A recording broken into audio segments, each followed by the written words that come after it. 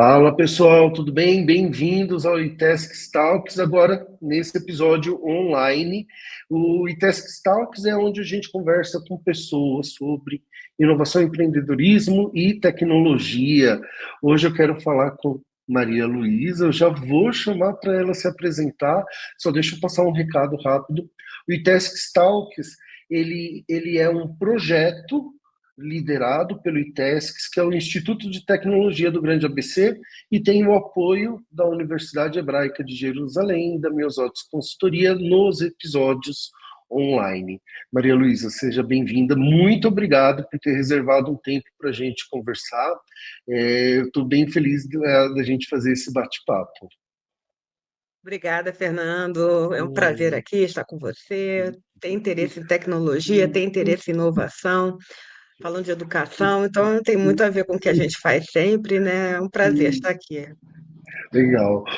A primeira coisa, já deixa eu fazer um comentário, né? Eu encontro a Maria Luísa através de um post do LinkedIn que ela fez no dia 7 de setembro, e eu achei bem bacana que ela conta um pouco da trajetória dela, que ela fez o doutoramento, né? Tirou o título de doutorado, e em algum momento ela fala, vou para a iniciativa privada.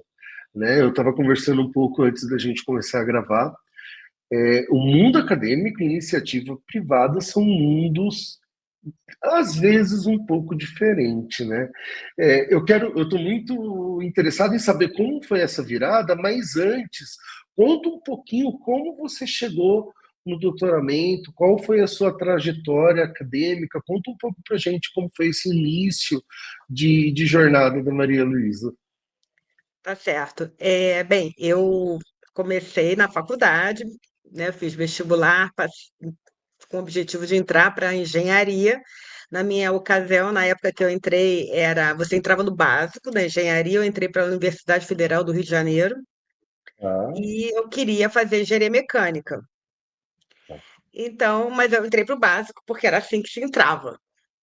Hoje já não é assim. E aí eu entrei, fiz meu básico, minha graduação. Na mecânica, eu participei de várias iniciações científicas, tive contato com vários trabalhos de pesquisa muito interessantes. E aí eu conheci meu orientador de mestrado, doutorado, através dessas pesquisas. E realmente eu tinha um lado acadêmico, eu era muito boa, digamos assim, em pesquisas, né? Eu fazia bem, a gente trabalhava com ensaio não destrutivo. E isso foi levando naturalmente a eu entrar para o mestrado e, na sequência, o doutorado. Então, eu fiz a graduação em mecânica, depois eu fiz ênfase em engenharia nuclear, fiz o mestrado em engenharia mecânica e o doutorado em engenharia nuclear. Todos você fez os aonde trabalhos. engenharia nuclear? Hã? Onde foi que você fez o doutoramento em engenharia Então, nuclear? eu fiz na COP UFRJ, mas eu Ah, tive um período na Université Blaise Pascal, na França, onde eu legal. trabalhei no laboratório de visão artificial.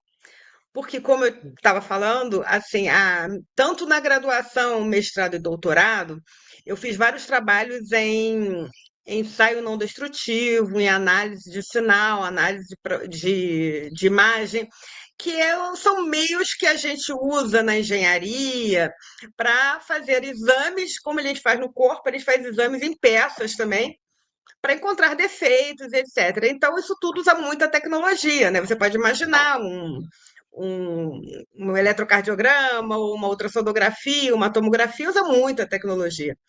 Então, a gente faz o mesmo com peças. E eu me dediquei a isso ao longo desse tempo. E visão artificial era uma das partes importantes desse processo.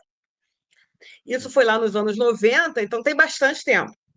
Legal. Era bem inovador isso. E aí eu fui para a França, me juntei a esse grupo de pesquisadores lá na Université Blaise Pascal e lá eu fiz esse projeto e defendi o meu doutorado. Bem, Você aí eu está falando fiquei da parte doutora. de você está falando da parte de engenharia, de doutorado em energia na área nuclear, né? O meu mestrado foi em corrosão, mais para materiais de reator nuclear. Eu fiz no Viu? IPEM, no Instituto de Pesquisa Energética Pesquisa. Nuclear, que é uma autarquia da USP, né?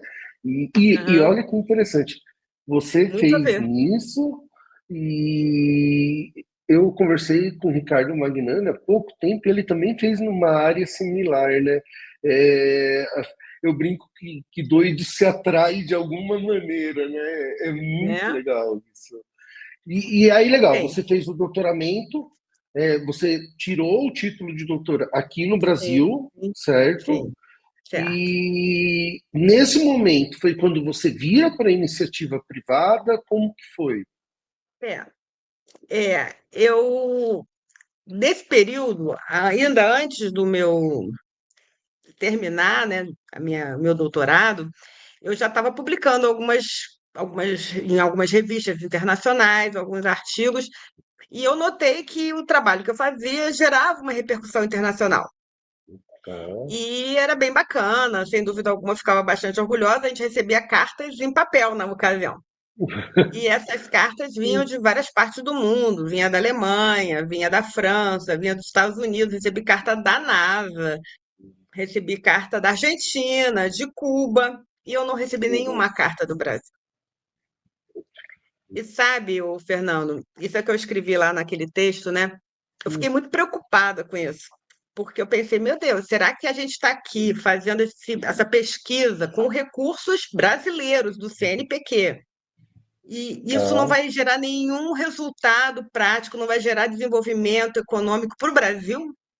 Será que isso vai gerar frutos lá fora somente? Uhum. E eu, jovem, né, ainda, Uhum. eu fiquei achando que tinha uma coisa errada nisso. Procurei Tá. ver se qual o caminho, né, que você consegue pôr em prática alguma coisa nesse sentido, e achei que o que faltava no Brasil não eram cientistas, e sim empresários. E aí Boa. eu optei por sair. Tá? Lógico E é que nesse momento que você funda a sua empresa, ou não? não, não.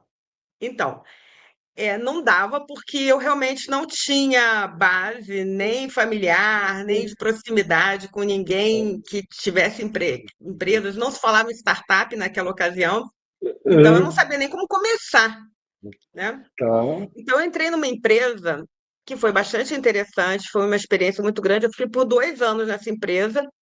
A empresa ainda não existe, mas assim ainda existe um desmembramento dessa empresa. O nome da empresa era SMI Inteligência Artificial. Eu tá bom, entrei para trabalhar lá em 94, uma tá. empresa comercial de inteligência artificial. E eu conheci mercado, me aproximei do mundo corporativo nesse momento. Legal. E aí, sim, 2 anos depois, em 96, eu abri minha empresa. E é a mesma empresa até hoje. É a mesma empresa até hoje, ano que vem fazemos 30 anos. Uau. Conta então um pouquinho da sua empresa, fala um pouquinho dela, né? É Lab 245 Software, é isso? Exatamente.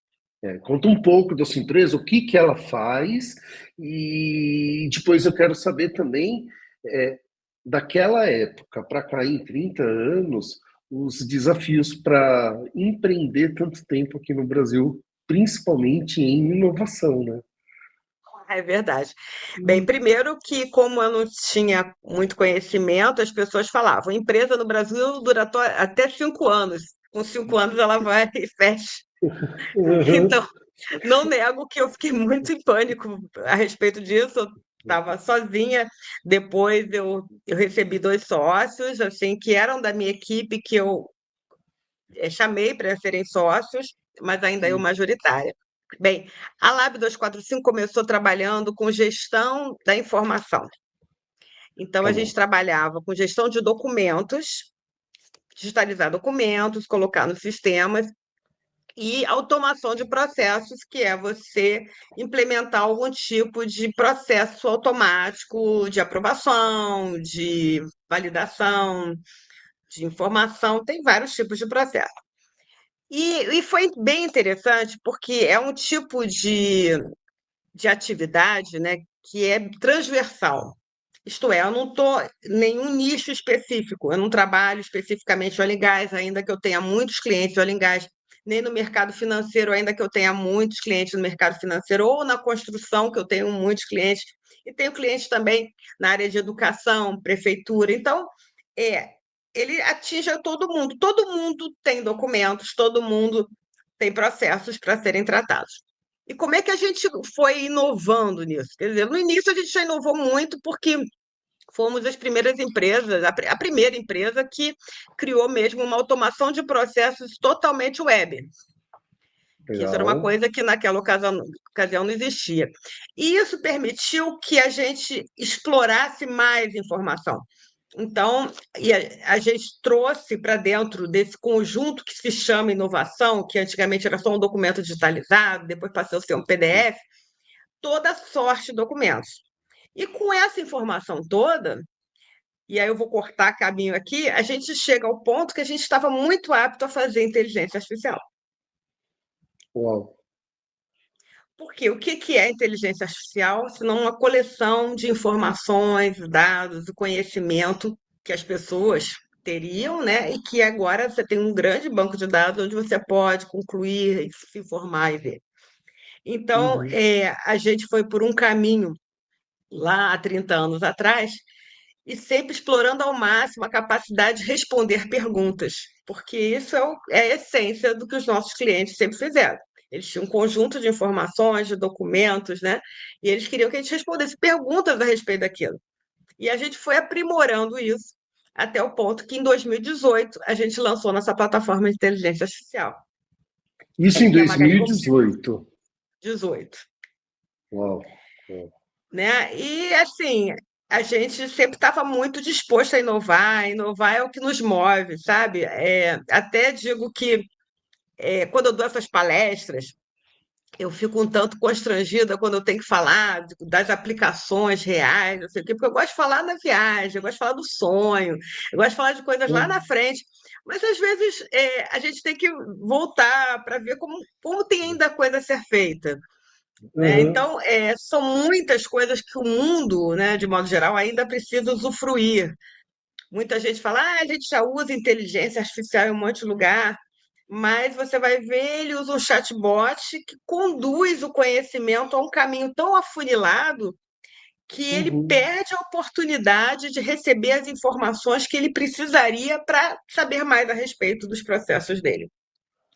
É, Então, o mundo tem muito a crescer e o mais importante, sem dúvida alguma, é capturar as informações que estão aí no mundo, que estão aí à é. disposição para a gente trabalhar. Não é roubar dados de ninguém, não é pegar dado de pessoal, é pegar a informação que alguém está querendo passar para você e você, às vezes, só quer ouvir aquilo que você está preparado no seu menu, né? Aquele menu que você vai, aperte um, aperte dois, aperte três, você quer falar uma coisa Uhum. diferente e não consegue. E como você não consegue fazer diferente, você não consegue fazer diferente, você não consegue inovar. Esse é o ponto de partida para inovar, ouvir algo diferente. E a Lab 245 Software ainda hoje é essa plataforma ou derivou também e evoluiu para outras aplicações, o Maria Luísa? A gente hoje derivou para outras aplicações, sim. Então, hoje nós temos aprovação de projetos de engenharia, nós trabalhamos com aprovação de projetos de pesquisa e desenvolvimento, que pode não parecer uma coisa muito diferente, mas quando se trata de pesquisa e desenvolvimento, você está falando de um conjunto de qualquer coisa. Então, imagina uma empresa que quer investir em P&D. P&D Sim. não é a P&DA ou P&DB, é qualquer coisa, né? Porque é a criatividade humana que define o limite do que pode ser feito. E aí, é exatamente nesse momento que a gente tem que usar a inteligência artificial para transformar toda essa informação e toda essa criatividade em algo mais concreto que possa ser avaliado e depois auditado, né? Porque a auditoria é uma coisa importante para garantir transparência, possa ser futuramente alguém quer saber, vem cá, por que isso aconteceu? Eu posso validar essa informação, alguém pode ter um humano interferindo e avaliando. Então, a gente tem uma inteligência artificial que é inteligente, que Uhum. tem um humano sempre apoiando. Quer dizer, ela tá com todas as informações lá, é como se o humano é chefe, né? E chefe, quando Uhum. pergunta para você o que que você fez, você tem a obrigação Uhum. de passar a informação. Não pode Perfeito. dizer, eu fiz porque eu achei que devia. Não é. Quem Uhum. faz isso. Então, a inteligência artificial tem que dar satisfação quando ela faz. E isso é uma das coisas que a gente fez com muito cuidado. E também na área de saúde.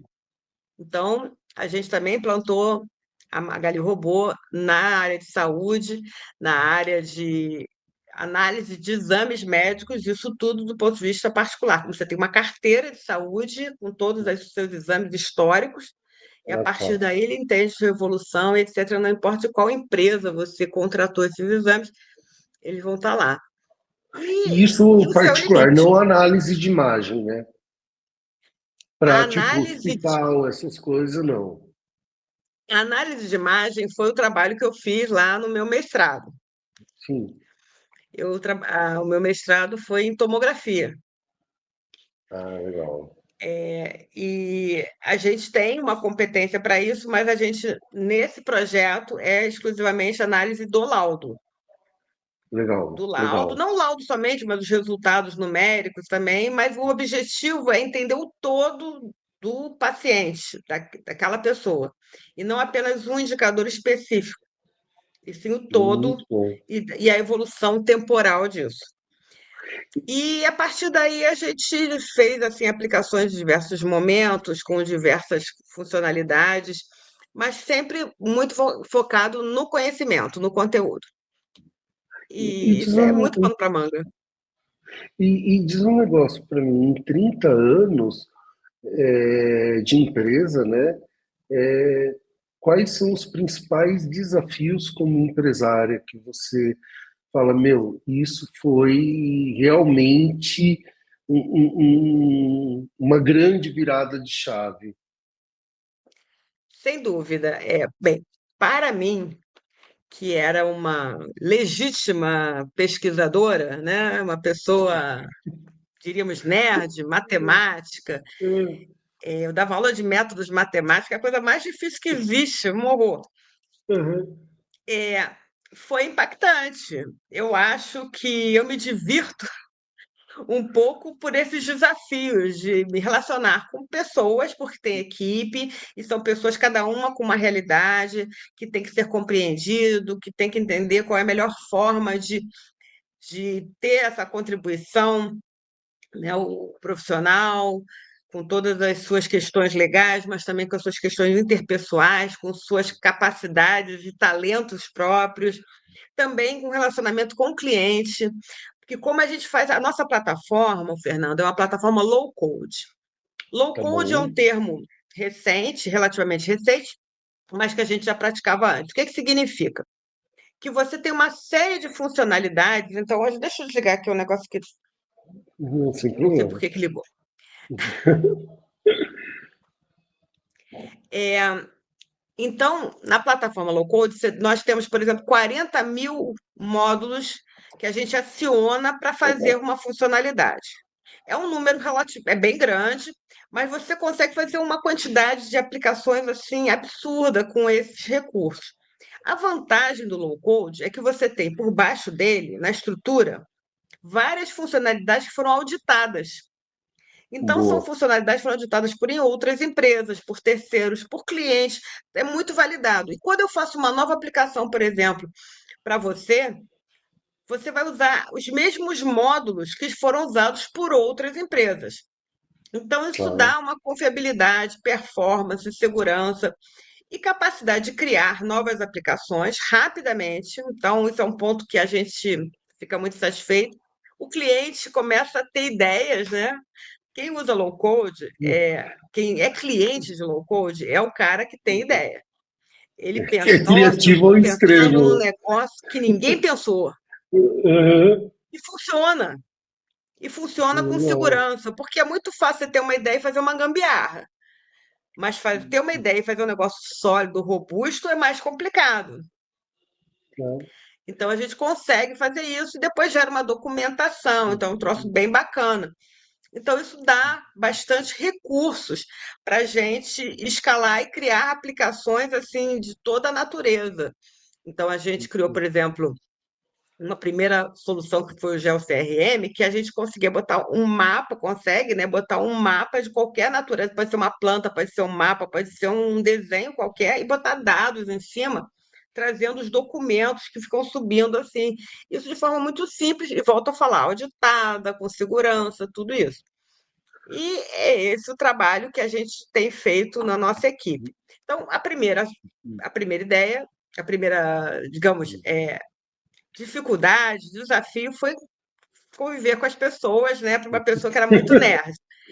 O segundo é compreender o cliente. Isso eu acho que tendo a decisão de fazer um low code foi muito bom, porque Então, encontrar um caminho único para quando o mundo é tão criativo, o mundo é tão diverso, por que que eu vou fazer uma solução que só tem aquela caixinha? Vamos fazer uma solução robusta, mas que permita mil coisas. Então, é aquele paralelo do Lego, que você vai botando as pecinhas, vai mas o Lego, montando. entende? É esse o paralelo que a gente faz. Então, aquelas 40 mil módulos, né, parâmetros que a gente tem, são Legos, na verdade, que a gente constrói em cima de uma estrutura que já foi testada e validada. Então, esse foi um modo que eu saí bem para não ter que encontrar uma solução única. E agora a gente está com novos projetos. A gente está com novos projetos, principalmente na área de marketing, buscando a automação usando inteligência artificial. Então, a última coisa que a gente lançou, Fernando, foi um modelo em que você constrói uma aplicação que você pensa. Então, o que eu falei, meu cliente é Então, um cara que viaja, que sonha, que tem ideias progressistas. Então, ele não quer ficar amarrado num escopo, que primeiro faz aquele escopo, desenha, escreve aquilo tudo, aí aprova, aí então, vai para o desenvolvimento, fica não sei quantos meses lá, aí quando volta é uma surpresa, né? Ele hum, não quer isso. Ele quer sentir a coisa evoluir. Então, como é que a gente fez? A gente fez uma solução que ele descreve com as palavras dele o que ele quer. A tá inteligência bom. artificial coloca as etapas e coloca a descrição de cada etapa para ele lembrar qual é a lógica, né? Porque ela que está dando, cria os campos, cria tudo um sistema. Aí ele Tá, confere se ele quer ou não, aperta um botão, em 2 minutos está no ar. No ar significa ó, está na nuvem com possibilidade de ter vários usuários online e do jeito dele. Aí legal. ele pode ficar testando à vontade. A gente chama isso de sandbox. Por que sandbox? Tá, Porque um dos maiores problemas de uma corporação implementar uma solução nova é a mudança, a virada de chave. É você sair do sistema antigo para o sistema novo. Tudo pode acontecer, pode dar tudo errado, pode ser que não seja bem aquilo. É uma responsabilidade muito grande, é um momento crítico. Se você tem chance de testar antes, você testa, total. não gostei, testa de novo, faz diferente, muda a descrição, acerta daqui, acerta de lá, com facilidade, não é programando. Você não precisa ser um programador. Você sabe usar a ferramenta, você sabe usar o que que é, e ele mostra de forma gráfica, sabe? Qual é a solução e mostra uma documentação completa. Aí ele testa esse sandbox com algumas pessoas, assim, que ele escolhe na equipe. Quando o grupo estiver confiante de que aquela solução é aquela mesma, aí é Uhum. molinha. Você bota as pessoas para trabalhar. Aí a equipe vira a chave com tranquilidade, sem susto, sem preocupação. Meu Deus, será que a gente esqueceu de alguma coisa? Porque deu tempo. E do outro lado também, supondo que ele esqueceu de alguma coisa, né? Pode acontecer. Como ele já Uhum. viu funcionar, ele sabe que é fácil botar. Boa. Ele não se surpreende mais. Então ele, esqueci, não tem problema, não, eu boto aqui. E aí ele Então ele mesmo pode ajustar. ele mesmo pode ajustar. E isso funciona para equipes assim, de milhares de pessoas. Então, lógico que tem, para você implementar isso com milhares de pessoas, tem que ter uma equipe responsável dentro da empresa. Mas também Claro. funciona para uma equipe de 10 pessoas. Funciona Uau. para uma equipe de centenas. Então, você pode escalar à vontade. Pode, por exemplo, nós temos um cliente que ele tem esse portal. e ele chama os fornecedores para colaborarem. Olha Então, que ele tem legal. 250 fornecedores que estão mandando documentos para eles de engenharia para que Tá. eles possam analisar. Então, é muito bacana isso, porque é um conceito até que é uma ISO, né, a colaboração para que uma obra de engenharia, por exemplo, você não pode ter um desenho e não está igual, não está compatível um desenho estrutural com um desenho hidráulico. Imagina se Uhum. o duto lá está no meio da viga, não pode, né? Quer dizer, Uhum. esse tipo de coisa. Então, isso tudo fica muito bem estabelecido com toda essa colaboração. E ele pode desenhar essa norma, essa forma de caminhar. Então, esse sandbox de modelagem de processos, né? O termo é modelagem de processos, e o Tá. sandbox é o Maps 245 que faz esse Uhum. desenho. E uma pergunta, por que 245, Lab 245? Tem alguma história? Você falou, agora bateu uma curiosidade. Ah, pois é, eu costumo dizer que eu não falo no primeiro encontro isso, Ah, finge que a gente está no segundo encontro, então. mas eu posso dizer o seguinte, que a gente inclui, é o 25, vem de 24 de maio, Tá 245. bom. Então é 245, né, de 24 de maio. E esse 24 de maio é uma data importante, né, no Brasil. Não sei se é uma coisa muito boa, não, mas é uma data em que o Brasil, que teve uma batalha que o Brasil ganhou a Guerra do Paraguai. Olha, eu Então, nunca ia é uma. imaginar isso. Ninguém imagina isso. E por algum motivo isso está ligado. Mas, de qualquer forma, independentemente dessa história maluca, a gente, lá na Live das 45, sempre comemora o dia 24 de maio, que a gente chama de dia onomástico, que é o dia do nome da empresa. Ai, legal, Então, legal. tem a festa de 24 de maio. 24 de maio não é o dia do aniversário da empresa. Na verdade, a Lab 245 fez 29 anos ontem. Olha, que legal, top. Então, mas a gente comemora mais fortemente o dia 24 de maio, que é o dia onomástico, que tem tudo a ver com a gente. Muito bom. E falando com você é bem legal, né? Porque dá para ver que inovação é algo que está na veia, né? E você respira isso. E aí uma coisa que vem à minha cabeça é na empresa, como equilibrar a inovação e sustentabilidade empresarial, né? Porque normalmente quando a pessoa respira muito inovação, se deixa, vai viajando, viajando, viajando e, e esquece do dia a dia, né? Como equilibrar isso na prática? Bem, a gente, lá na Lab dos 45, né, é casa de ferreiro, espeto de ferro. Então, nós temos inúmeros sistemas que estão todos integrados, que tem o sistema de inovação, que é a parte de gestão das inovações, das melhorias das ferramentas, do atendimento, mas também temos o sistema da gestão de contas, do marketing, de vendas, tudo integrado. E a Tá? gente acompanha esses indicadores. Então, por mais que a gente seja empolgado com a inovação, todos os números estão na minha frente toda vez que eu entro na intranet. Boa. É os números financeiros, é os números da venda, do marketing e também os números do desenvolvimento. Então a Boa. gente é muito animado, mas a gente não é irresponsável, porque a gente sabe que empreender é duro, empreender tem responsabilidade com famílias, com empresas, né, com a ética. Então são muitos aspectos que têm que ser E, de levados certa em forma, consideração.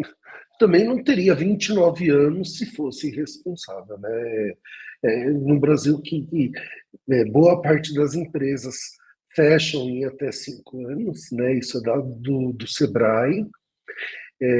29 anos de empresa realmente mostra a sustentabilidade empresarial que vocês têm, e por isso que eu fiz essa pergunta, né?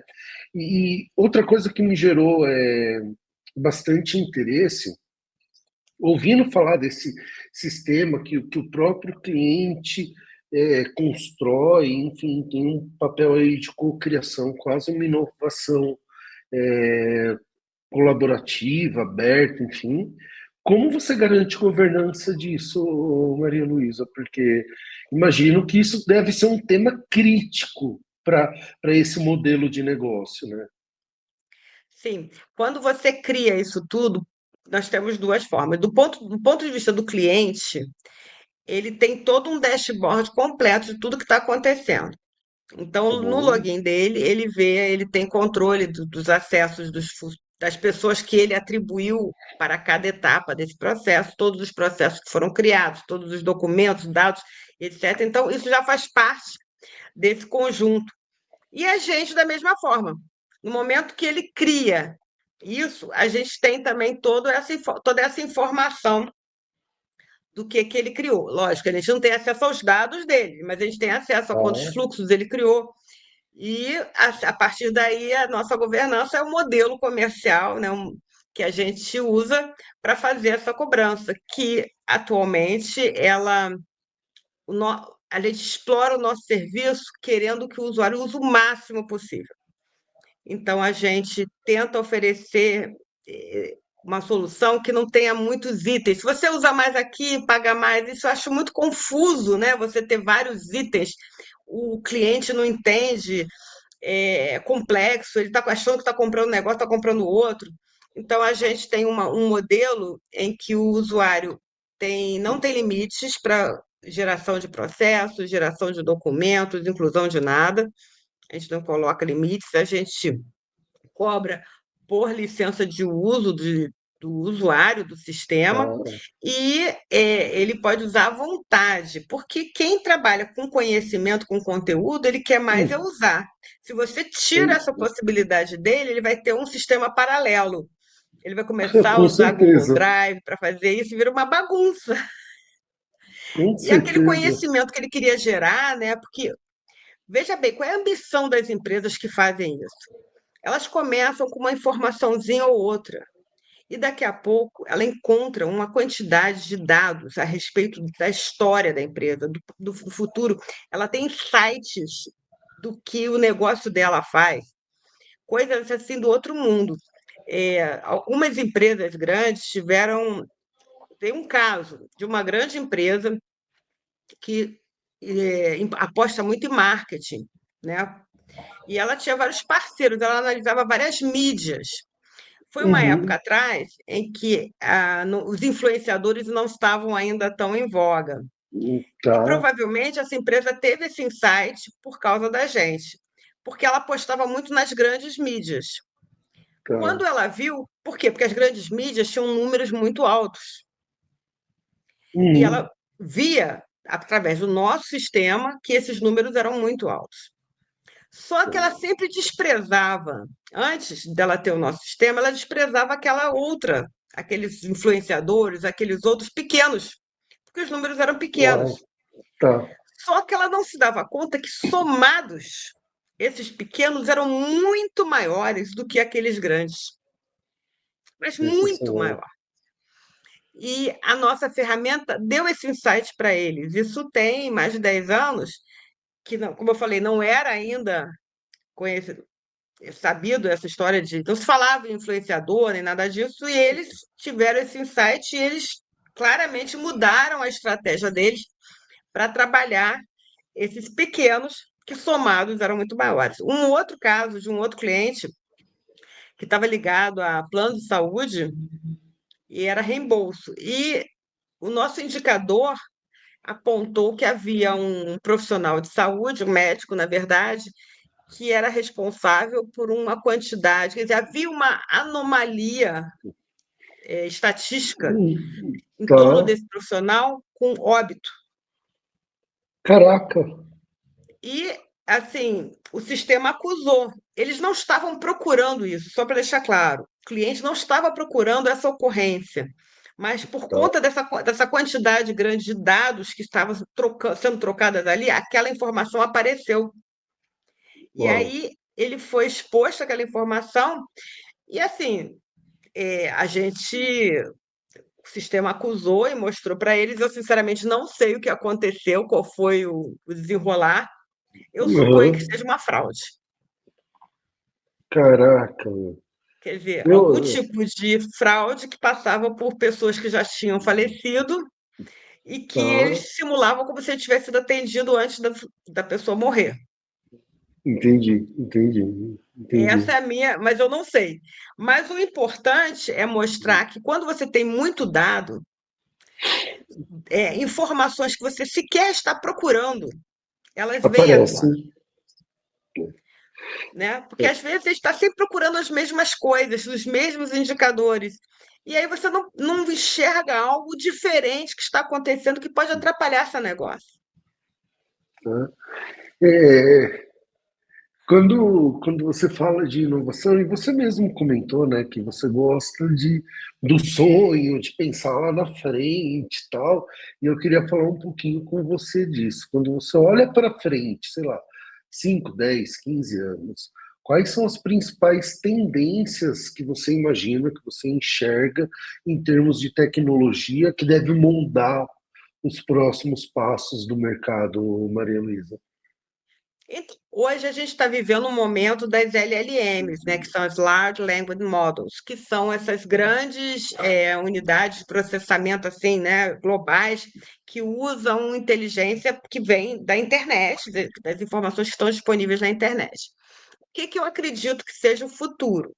Até por causa dessa competição muito grande dos países, das pessoas, da preocupação de toda a informação, está no nome, tá numa big tech, né? Como hoje em dia falam de forma depreciativa até.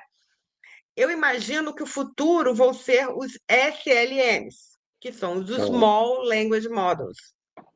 tá, E esses Small Language Models é a informação que eu tenho, essa informação é uma linguagem, um banco de inteligência artificial, e que eu posso trocar com você, Fernando.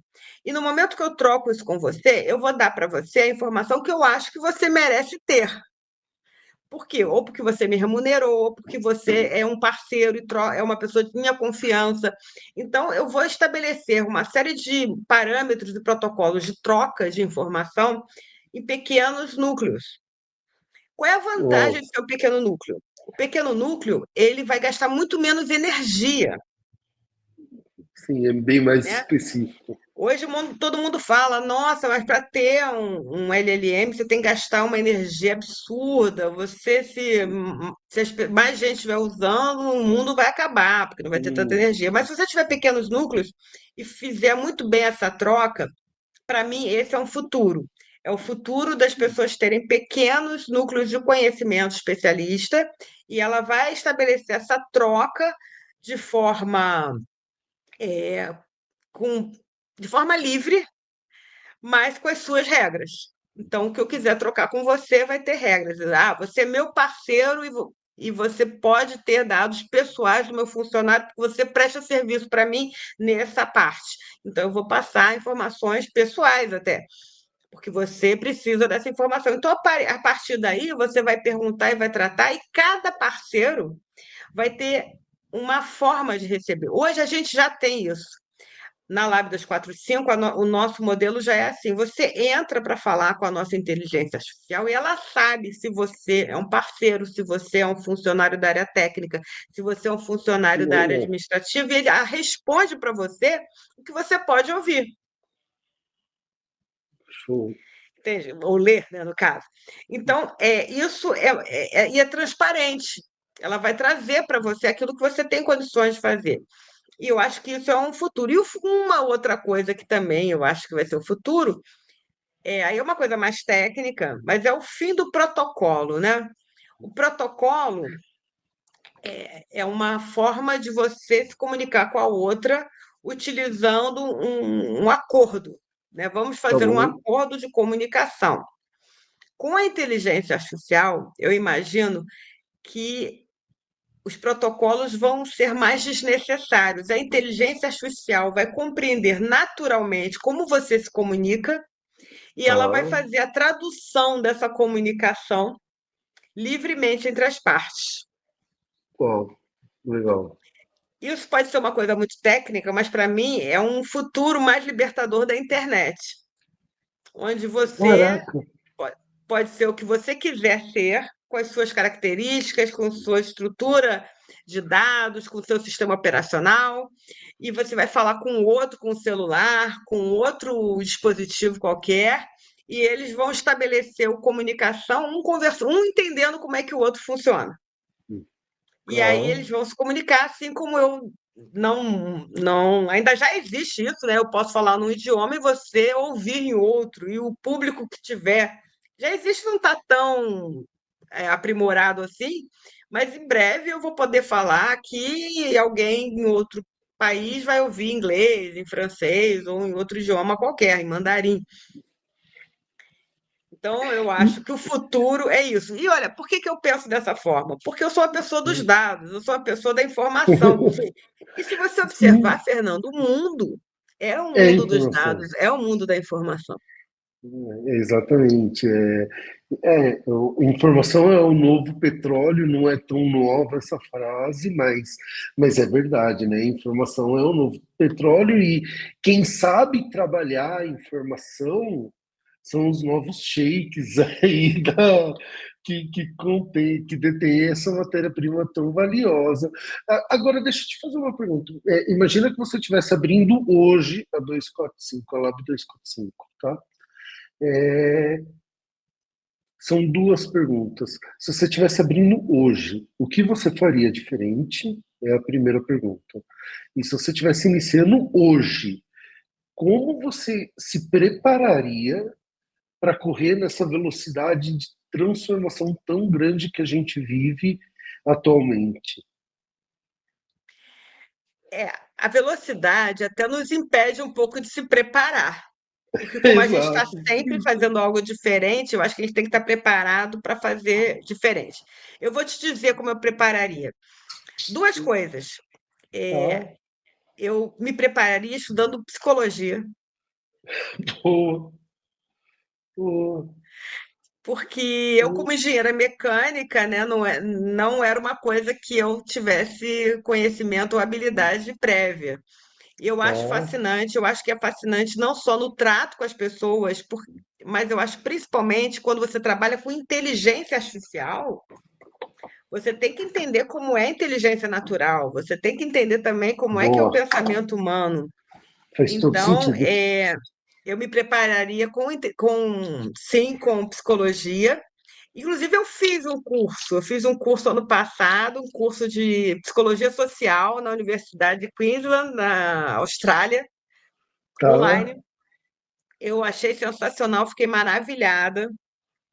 Então, isso é uma coisa. E a outra coisa é fazer um bom estudo de marketing também, sendo que eu tentaria fora do Brasil, começaria esse estudo de marketing fora do Brasil. Eu acho que o Brasil tem muita gente boa em marketing, mas a gente trabalha muito. O Brasil hoje tem produtos de serviço muito fortes, é muito bom em serviços para o consumidor final.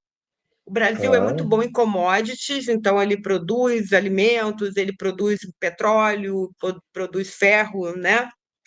Ele faz muito bem isso, mas o produto de alto valor agregado, ele precisa de um diferencial além do técnico, ele tem que entender o cliente, ele tem que entender outros fatores. E no mundo dinâmico como a gente vive, entender bem de marketing, esse marketing de alto valor agregado, que atende a um volume Faz a maior, isso é uma diferença. coisa muito particular. E nesse sentido, a gente eu não vou falar, bem, você deve ter visto, eu fui presidente da SESC para o Rio de Janeiro. Sim. A SESC para o Rio de Janeiro é a Federação das Empresas de Tecnologia do Rio de Janeiro. Tá bom. Atualmente, eu sou vice-presidente na Confederação, que é do Brasil todo, na área de educação. Tá E bom. qual é a minha proposta nessa área de educação? Eu vejo que o Brasil hoje ele tem um perfil de empresas de tecnologia com alta capacidade de inovação. São pessoas assim, são empresas, são iniciativas fantásticas, mas eles têm pouca capacidade de escalar. e penetração no exterior. E a tecnologia é um mercado, é um produto para mercado internacional, para mercado global. Interessante isso. Né? Ela funciona melhor no mercado global. Então, é preciso educar o empresário de tecnologia no marketing diferente desse marketing do consumidor final, do marketing diferente das grandes vendas de commodities, né, Muito que é bom. por preço. Eu achei bem interessante essa sua fala de para você compreender ou conhecer a inteligência artificial, você precisa compreender ou conhecer a inteligência natural. Muito legal isso. E até porque no final do dia negócios são feitos por pessoas, né? Então, independente de, isso é algo que eu sempre falo, independente da sua área de atuação, se você não conhecer de pessoas, você provavelmente vai ter grandes dificuldades, né? E entendi sua visão de futuro, entendi o que você faria diferente ou como você se prepararia. E para a gente fechar, aí eu queria, já que a gente falou de pessoas, voltar para Maria Luísa. Quais são os próximos passos? Quais são os projetos, ambições da Maria Luísa? A Maria Luísa acabou se envolvendo muito com a Lab 245, né? Então é complicado, assim, eu dei aula na universidade, não dei mais aula, parei. Eu acho que essa ideia do empresariado, do Brasil evoluir, isso me emociona, assim. Eu espero um Brasil desenvolvimento, com desenvolvimento, com progresso. Eu não Tá, espero o Brasil uma coisa básica, parada, né? Eu acho, e isso me motiva. Então eu fico super feliz quando eu vejo que algo vai para frente, que eu vejo que alguém está fazendo algo novo, que o Brasil está vendendo para fora do país, para vendo para outros países, vendendo coisas de alto valor agregado, me empolga a Embraer, né? Que é um orgulho para o país, outros também, a Petrobras é um orgulho para o país. Ainda que ela venda commodity, ela vende usando uma tecnologia inovadora, de né? ponta, Então, sim. isso tudo me empolga. Eu diria que, assim, não é um plano, porque eu não sou de fazer planos, não, sabe? Esse tipo de plano, porque depois eu já estou numa idade de aposentadoria, mas eu não quero, eu quero desfrutar desse Boa. conhecimento, desse pensamento bacana. Lógico que tem meus filhos que estão aí, estão todos os engenheiros, nenhum quis ser médico, nem eu pedi que fosse, mas então eu realmente não tenho esse plano. Mas se vai falar de futuro, eu, como gosto muito do jovem, a educação do jovem é uma coisa que me motiva. Quando eu fui presidente da SESC para o Rio de Janeiro, a gente deu um impulso muito grande para um projeto que já existia há muito tempo, chamado Projeto ForSoft. E nesse Projeto ForSoft, a gente fez um convênio com o SENAC do Rio de Janeiro, que deu um curso de formação de alta capacidade, programação, full stack, o cara sai Caraca. fazendo tudo, Java, C Sharp, .NET de modo geral, infraestrutura, e era para jovens em situação de vulnerabilidade social. Tá. E quando a gente investe num programa desses, e eu, como Maria Luísa, sou uma defensora, como presidente da SESPRO, fui uma batalhadora, e como empresária, eu abrigo muitos desses jovens que tiveram essa formação. E são pessoas sensacionais, profissionais sensacionais, Tá. altamente capacitados. Então, eu acho que o futuro, como eu falei, eu fico empolgada com o futuro do Brasil.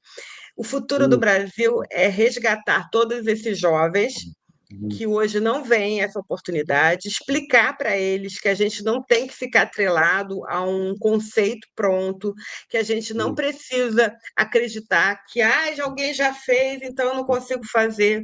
O mundo está Tá. aí o tempo todo demonstrando que a inovação funciona. A Google tem o tempo da Lab 245, mas a OpenAI começou outro dia. Hum, Então, tudo isso pode mudar de uma hora para outra e a sua empresa pode se tornar uma revolução, o seu país pode ser uma hum, nova potência mundial. Então, o jovem, o indivíduo tem que acreditar nisso também. Ele hum, não tem que acreditar que ele está fracassado, que ele está obrigado a se sujeitar a algo, a um pensamento limitante hum. e ver que as pessoas, não só individualmente, mas no coletivo, elas se empenhem em Isso. fazer algo melhor. Isso é o que me move, Marco Fernando. Isso é o Sensacional. que me move. Se eu conseguir passar essa mensagem para alguém, essa pessoa abraçar essa mensagem e seguir nesse caminho, eu que estou feliz. Nossa, eu tenho que fazer a ponte de você com o Yoda, né?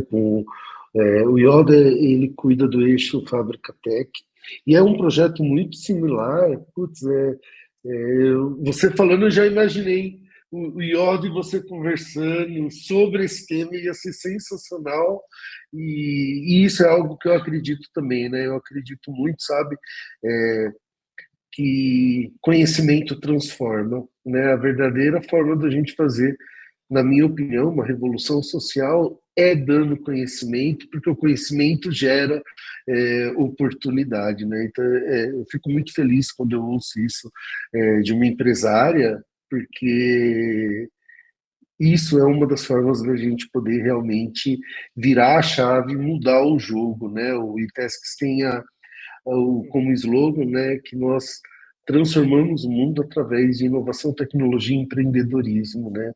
E não existe inovação, não existe tecnologia, não existe empreendedorismo se não tiver pessoas, se não tiver oportunidade e se não tiver conhecimento de base para permear tudo isso. Maria Luísa, quero te E agradecer também, muito. e uma questão a mais que a gente não fala muito, mas que passa por todos nós. A gente tem que dar oportunidade a quem está É isso, começando, tem que dar oportunidade não só a pessoas, mas às empresas. é A isso. gente não pode só olhar para cima, a gente tem que olhar para baixo e ver que está o momento de ajudar. Porque as sociedades que se fortalecem são assim. Eu faz um ano mais ou menos, eu fui dar uma palestra sobre empreendedorismo num evento que estava numa cidade aqui no ABC, né? E aí eu trouxe uma fala que, para mim é muito óbvio, mas eu percebi o quanto de espanto gerou. No ABC a gente tem em torno de 240 mil CNPJs ativos, 90% micro e pequenos empreendedores. E a gente tem uma população aqui no ABC de 2 milhões e pouquinho de habitantes. Aí a conta que eu fiz meu, se a gente tem uma população, vamos dizer, 2, 3 milhões, acho que são 2 milhões, metade está na idade ativa, a gente está falando de 1 milhão e meio. Se eu tenho 240 mil CNPJ e cada empresa crescer ao ponto que contrate 5 pessoas, a gente acaba com desemprego. Aí todo mundo fica Não é? olhando assim, pô, então assim, E não aí, precisa cabe a muito, um você tem que que mora no colaborar com o ABC outro. comprar da empresa do ABC para Exato, ajudar criar um ecossistema, né? a criar um ecossistema. Porque é um ecossistema É isso aí. forte. Eu estava conversando disso com o Ricardo Magnani sobre Israel, que é o país que tem maior número de startups por habitantes, né? E tem grandes inovações que vêm de lá. Um dos motivos é pela necessidade, porque tem uma escassez gigante lá, mas um outro motivo é que eles têm um ecossistema forte e Muito forte. conhecimento é algo que contagia, né? Você está Sim. perto de pessoas com mais conhecimento, você vai aprender. Você está perto de pessoas que fazem inovação, ou você sai correndo e foge porque você fala, não estou aguentando, ou você também começa a criar inovação em alguma medida, Você né? troca, faz negócios, né? Um mundo de fazer negócios, de trocar experiências, É produtos e isso. recursos e riquezas que vão em todos os sentidos. É É isso, isso aí. nossa, muito bom. Ó, eu não quero matar mais o tempo, porque a gente está bem dentro do tempo que a gente combinou. Eu quero realmente agradecer pela sua agenda, tá? É, foi assim, a gente podia ficar 2, 3, 4 horas conversando, porque tem tema que não acaba aí para a gente poder falar, Verdade. né? Eu posso E fazer um convite, Fernando, para claro, por você e para o favor, seu público. tá, Nós temos, se vocês entrarem no nosso Instagram ou no LinkedIn, mas vamos no Instagram, é o Lab245, né? tá, LAB245, underline, né? Traço baixo software, é o nosso Instagram. Lá você tem tá, lá no link. Você tem um curso, você tá, preenche o formulário e vai fazer um curso. Por que que eu acho esse curso bacana? É um curso de inteligência artificial, mas não é aqueles cursos que todo mundo está oferecendo. É um tá, curso para você entender como que funciona a matriz, a forma, a dinâmica do tá, conhecimento da empresa.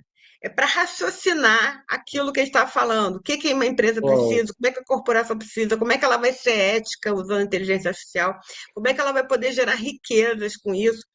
Então, eu recomendo aí, vai ter, sempre tem um sorteio, então se você preencher lá o formulário, sempre tem um sorteio periodicamente legal, de que vai receber um curso, ou vai ganhar o curso, ou vai ter um desconto. tá, Então, eu recomendo que você entre.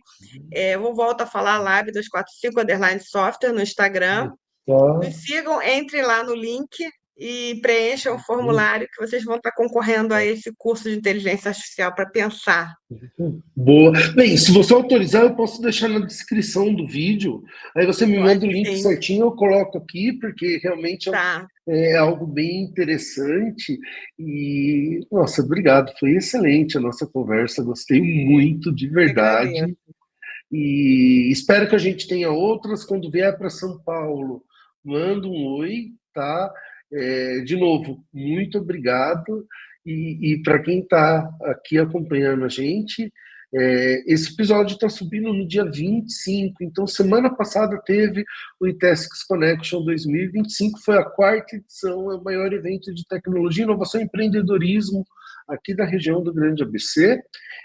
Se você perdeu, se conecta na rede, acompanha a gente, porque tem vários eventos que a gente promove e são eventos muito legais porque a gente une inovação, tecnologia, empreendedorismo e network. Então, você nunca sai da mesma maneira que entrou. Maria Luísa, de novo, muito obrigado. Foi um prazer. Obrigada a você, foi um prazer conhecer assim, o seu canal e vou ser fã também, vou ficar assistindo aos outros episódios. Muito legal. Obrigado. Muito obrigada.